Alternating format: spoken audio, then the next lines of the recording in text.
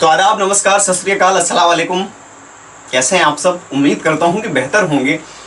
बाल विकास और शिक्षा शास्त्र के जिस टॉपिक पे बात करने जा रहे हैं वह है आपके सामने सीखने के नियम, मतलब लॉज ऑफ लर्निंग। और इसकी बात करी थी किसने? एडवर्ड ली थॉर्नडाइक ने, मतलब ई एल थॉर्नडाइक, जो कि एक अमेरिकी मनोवैज्ञानिक है। इसको स्टार्ट करें, लेकिन एक छोटी सी रिक्वेस्ट जो हर वीडियोज में मेरे द्वारा आपके लिए की जाती है कि अगर वीडियो पसंद आता है तो वीडियो को लाइक करिएगा, ज़रूर लाइक करिएगा। और कौन सी चीज़ यहाँ पे आपको नई सीखने को मिली ये भी कमेंट ज़रूर करिएगा। अगर आप इस वीडियो को कंप्लीट देख लेते हैं तो मुझे नहीं लगता कि सीखने के नियम से आपका कोई भी क्वेश्चन किसी भी टेट एग्जाम में, चाहे वो कितना डीप जाके पूछे, ऐसा नहीं है कि आप गलत करके आए, एक बेहतर स्कोर करके आएंगे अगर यहाँ से क्वेश्चन पूछे जाते हैं। तो बात करते हैं एडवर्ड ली थॉर्नडाइक के बारे में, जिन्होंने सीखने के 2 प्रकार के नियम दिए थे। मतलब कुल मिला के यूं कहें कि जो एडवर्ड ली थॉर्नडाइक अमेरिकी साइकोलॉजिस्ट थे, उन्होंने सीखने के जो नियम दिए उनको 2 कैटेगरीज में बांट दिया गया। कौन कौन सी कैटेगरीज हैं? एक तो है सीखने के मुख्य नियम और दूसरा है सहायक या जिन्हें हम गौड़ नियम भी बोल देते हैं। देखिए, सीखने के मुख्य नियम को अपन इंग्लिश में क्या बोलेंगे? Major laws of learning, major laws of learning. और दूसरा सहायक या गौड़ नियम को बोलेंगे सबऑर्डिनेट लॉज ऑफ लर्निंग। तो ये चीज आप ध्यान रखिएगा। 2 चीजें हो गई। अब यहां से क्या होता है, सीखने के मुख्य नियम में कितने नियम है? तो 3 नियम। सीखने के कितने नियम दिए गए? 3 नियम। सीखने के जो सहायक या गौड़ नियम है उनकी संख्या कितनी है? 5 है। तो देखिए, क्वेश्चन बनते जाते हैं। सीखने के मुख्य नियम कितने दिए गए? आप बताएंगे 3 दिए गए। सीखने के सहायक नियम कितने दिए गए? 5 दिए गए। किसके द्वारा दिए गए? एडवर्ड ली थॉर्नडाइक या ई एल थॉर्नडाइक। हमारे चैनल पर तो ऐसे बिल्ली वाले बाबा के नाम से प्रसिद्ध है, बट आप लोग समझ के रखिएगा, ई एल थॉर्नडाइक। सीखने के नियम किसने दिए? ई एल थॉर्नडाइक ने दिए। ऐसे क्वेश्चन बने हुए हैं और बन भी सकते हैं, इसीलिए इनको आप केयरफुली समझते जाइएगा। अब यहाँ पे बात करें सीखने के मुख्य नियम, जो 3 मुख्य नियम दिए उनमें से पहला है तत्परता का नियम, मतलब लॉ ऑफ रेडीनेस। इसके बारे में डिटेल डिस्कशन करेंगे, लेकिन इनको थोड़ा सा समझ लेते हैं। जो इंग्लिश वाले देख रहे हैं, जैसे जिनको हिंदी समझ नहीं आती, अब ये अभ्यास का जो नियम है तो law of practice, law of practice. दूसरी चीज बोली गई प्रभाव का नियम, तो लॉ ऑफ इफेक्ट। अब इनके बारे में तत्परता का नियम, अब समझिएगा। देखिए कितना बेहतर एक कॉन्सेप्ट बताया गया है यहाँ पे। तत्परता के नियम में 3 चीजें कही गई हैं। 3 चीजें क्या कही गई हैं? अच्छा, मुख्य तौर पर यह बात बताई गई है कि सीखने वाले व्यक्ति में किन किन परिस्थितियों में संतुष्टि, मतलब सेटिस्फैक्शन उत्पन्न होता है, या किन किन परिस्थितियों में फ्रस्ट्रेशन यानी खीज उत्पन्न होती है। तो इसके लिए 3 परिस्थितियां बताई गई। अगर बंदा सीखने के लिए तैयार है, बंदा सीखने के लिए तैयार है यानी तत्पर है, और उसे सिखाया जाता है, तो उसमें संतुष्टि उत्पन्न होगी। बंदा सीखने के लिए तत्पर नहीं है या तैयार नहीं है यानी रेडी नहीं है, बंदा सीखने के लिए, बंदा कहें या बच्चा कहें या व्यक्ति कहें, अगर व्यक्ति सीखने के लिए तत्पर नहीं है और उसे जबरदस्ती सिखाया जाए तो उसमें खीज उत्पन्न होगी। और बंदा सीखने के लिए तत्पर है लेकिन उसे ना सिखाया जाए तो भी उसमें खीज उत्पन्न होगी। तो 2 परिस्थितियों में आपकी खीज उत्पन्न होगी। कौन कौन सी? सीखने के लिए तत्पर है लेकिन नहीं सिखाया जाता, सीखने के लिए तत्पर नहीं है, जबरदस्ती सिखाया जाता है। तो ये चीज कहता है तत्परता का नियम। अब देखिए, एज अ टीचर आपको स्कूल में कैसे यूज करना है बच्चों के लिए, कि बच्चों की अभिक्षमता को आपको समझ के रखना है, बच्चों की अभिक्षमता को, उनकी अभिरुचि को। और बच्चे जब सीखने के लिए तत्पर हों तभी आपको कोई चीज सिखानी है। ऐसा नहीं है कि बच्चे सीखने के लिए तत्पर नहीं है, मेंटली रेडी नहीं है और आप जबरदस्ती उनको सिखा रहे हैं, तो बच्चों में क्या खीज उत्पन्न होगी। जबकि हमें बच्चों को देना क्या है? सेटिस्फैक्शन, मतलब संतुष्टि। अगर बच्चे कोई चीज पढ़ते हैं तो उनमें संतुष्टि उत्पन्न होनी चाहिए। तो ये चीज कहती है लॉ ऑफ रेडीनेस, मतलब तत्परता का नियम।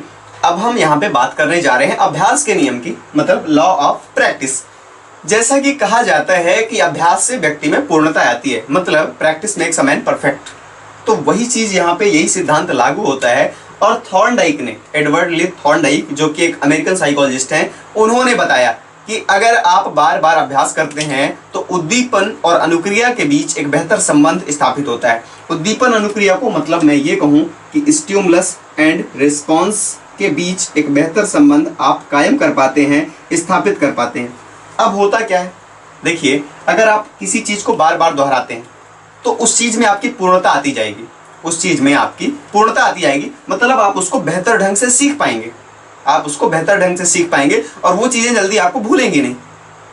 तो यही चीज बोली गई है कि जब आप बार बार अभ्यास करते हैं तो वो चीज आपको भूलती नहीं, और इसी चीज को कहा गया है उपयोग का नियम। और किसी चीज या पाठ को जब आप दोहराना या अभ्यास करना आप छोड़ देते हैं तो वो चीजें धीरे धीरे क्या हो जाती हैं, विस्मृत हो जाती हैं, मतलब आपको भूल जाती हैं। और इसे कहा गया है अनुपयोग का नियम। मतलब अगर आप उपयोग करते हैं, अभ्यास का उपयोग करते हैं, तो चीजें आपके मन में बनी रहेंगी, दिमाग में बनी रहेंगी, मस्तिष्क में बनी रहेंगी। और अगर आप अभ्यास करना छोड़ देते हैं, मतलब अभ्यास का अनुपयोग कर देते हैं, उसका उपयोग नहीं करते हैं प्रैक्टिस का, तो क्या क्या होता है कि आपके मन में जो चीजें हैं, आपके दिमाग में जो चीजें हैं, आपके मस्तिष्क में जो चीजें आपने याद कर रखी हैं, जो चीजें आपको याद हैं, वो धीरे धीरे भूलना स्टार्ट हो जाएंगी। और इसे कहा गया है अनुपयोग का नियम। तो एज अ टीचर आपको क्या समझना है यहाँ पे, एज अ टीचर स्कूल में आपको कैसे अप्लाई करना है ये समझ लीजिए कि हमको किसी भी पाठ को पढ़ाने के बाद एक नियमित समय अंतराल के बाद उसका अभ्यास कराते रहना है, क्योंकि अभ्यास न करने से चीजें भूल जाएंगी, अभ्यास न करने से चीजें भूल जाएंगी। और इसका शैक्षिक अनुप्रयोग यही है। तीसरे पॉइंट पर चलते हैं, प्रभाव का नियम। लॉ ऑफ इफेक्ट क्या कहता है? प्रभाव का नियम आपसे कहता है कि अगर आप किसी काम को करते हैं और आपको संतुष्टि मिलती है तो उसका एक सकारात्मक प्रभाव आपके ऊपर पड़ता है और आप उस काम को करना चाहेंगे। अगर आप किसी काम को करते हैं और उसका नकारात्मक प्रभाव आपके ऊपर पड़ता है तो आप उस काम को नहीं करना चाहेंगे। मतलब आपके अंदर जिस काम को करने से खींच उत्पन्न हो तो उसका एक नकारात्मक प्रभाव आपके ऊपर पड़ेगा और आप उस काम को कभी नहीं करना चाहेंगे। ईयल थॉर्नडाइक ने यही स्पष्ट किया कि अगर किसी काम को करते हैं और आपको संतुष्टि प्राप्त होती है और उसके बाद पुरस्कार दे दिया जाए तो पुरस्कार देने के बाद का जो प्रभाव है वो आपके अंदर और भी ज्यादा सेटिस्फैक्शन, मतलब संतुष्टि प्रदान करेगा आपको। लेकिन अगर आपको किसी काम को करने के बाद दंड दे दिया जाए, अगर किसी काम को करने के बाद दंड दे दिया जाए, मारपीट दिया जाए, तो आपके अंदर उस काम का एक नकारात्मक प्रभाव पड़ेगा, मतलब ऐसे काम को नहीं करना चाहिए, इस तरह का प्रभाव पड़ेगा। लेकिन बाद के रिसर्च में 1920 में ईयल थॉर्नडाइक ने इसे अपडेट किया, इसके बाद 1930 में एक अपडेट दिया, मतलब इसमें एक संशोधन किया और उन्होंने बताया कि जो पुरस्कार का प्रभाव है वो ज्यादा प्रभावी होता है, लेकिन दंड का प्रभाव जो है वो ज्यादा प्रभावी नहीं होता है। ये चीज ईयल थॉर्नडाइक ने भी स्पष्ट करी। तो होपफुली आपको यहाँ से कोई क्वेश्चन डील करने में दिक्कत नहीं जाएगी। अब बात कर लेते हैं सहायक या गौड़ नियमों की, जो कि बहुत ही इंपॉर्टेंट है और यहाँ से बहुत ज्यादा डीप में जाके क्वेश्चन नहीं बनते। हाँ, एमपी टेट वगैरह जो आप देते हैं उसमें जरूर अंदर जाके क्वेश्चन बनता है, बट सी टेट वगैरह दे रहे हैं अगर आप या केबीएस दे रहे हैं, क्योंकि वो वनडे एग्जाम होते हैं तो वहाँ से बहुत ज़्यादा इनके डीप में जाके नहीं, बल्कि एक स्टैंडर्ड मेंटेन करके यहाँ से क्वेश्चन दिया जाता है और जो आपको मतलब मदद करता है अगर आप इस कॉन्सेप्ट को समझ लेते हैं। तो देखिए, सहायक या गौड़ नियम, सबऑर्डिनेट लॉज ऑफ लर्निंग, कितने नियम है गौड़ नियम या सहायक नियम? तो 5 है, कुल संख्या 5 है। कौन कौन से हैं? सबसे पहले तो आपको नाम याद रखना है। पहला है बहु अनुक्रिया का नियम, दूसरा है मानसिक वृत्ति का नियम, तीसरा है तत्व प्रबलता का नियम, चौथा है आपका अनुरूपता या सादृश्यता का नियम और पांचवा है साहचर्यात्मक स्थानांतरण का नियम। तो ये पांचों नियम आपको याद करने हैं, पांचों नियम ऐसे देख लीजिए और आप सबसे पहले तो ये अंतर कर पाए कि ये कौन सा सहायक नियम है और कौन सा मुख्य नियम है। Major law and subordinate law, इनमें डिफरेंस कर पाए, क्योंकि आपको 3 यहाँ से दे देगा, एक यहाँ से दे देगा, एक यहाँ से देगा और पूछेगा सहायक नियमों में कौन सा शामिल नहीं है। 3 यहाँ से दे देगा, एक इसमें से शामिल कर दिया, सीखने के मुख्य नियमों में से शामिल नहीं, मतलब कौन सा शामिल नहीं है, तो आपको ये बताना पड़ेगा कि कौन सा है कौन सा नहीं है। हाँ, इनका कोई ऑर्डर नहीं है कि पहले यही होगा, दूसरा यही होगा, तीसरा यही होगा, ये इसका मतलब झंझट आपको नहीं पालना है। तो अब बात कर लेते हैं बहुअनुक्रिया का नियम, और वीडियो को लास्ट तक जरूर देखिएगा क्योंकि बहुत सारी चीजें आपको सीखने को मिलेंगी। और हाँ, अगर आपने अभी तक सब्सक्राइब नहीं किया तो प्लीज अपने प्यारे प्यारे हाथों से रेड बटन पर उसको ग्रे कर दीजिए, मतलब सब्सक्राइब कर दीजिए। बहुअनुक्रिया के नियम में एक चीज कही गई है, वो ये कही गई है कि किसी भी स्टिमुलस, मतलब किसी भी उद्दीपक के प्रति बहुत सारी व्यक्ति अनुक्रियाएं करता है। या आप बच्चे की बात करें, क्योंकि आप शिक्षा शास्त्र पर बात कर रहे हैं, बाल मनोविज्ञान पर चर्चा कर रहे हैं, तो यहाँ पे बात करी गई है कि किसी भी कार्य के प्रति व्यक्ति या बच्चा या कोई भी बंदा है वो बहुत सारी अनुक्रियाएं करता है, और जो अनुक्रियाएं लक्ष्य प्राप्ति में सहायक होती हैं उन अनुक्रियाओं को वो अलग कर लेता है, मतलब उनको चुन लेता है, उनको याद रखता है, और जो अनुक्रियाएं लक्ष्य प्राप्ति में सहायक नहीं होती हैं वो उन्हें भूल जाता है। तो बहुअनुक्रिया का नियम यही कहता है। अब देखिए, बच्चों के संदर्भ में क्या चर्चा की जा रही है कि शैक्षिक उपयोगिता क्या है, कि किसी भी कार्य के प्रति बच्चों को स्वयं करने का मौका देना चाहिए।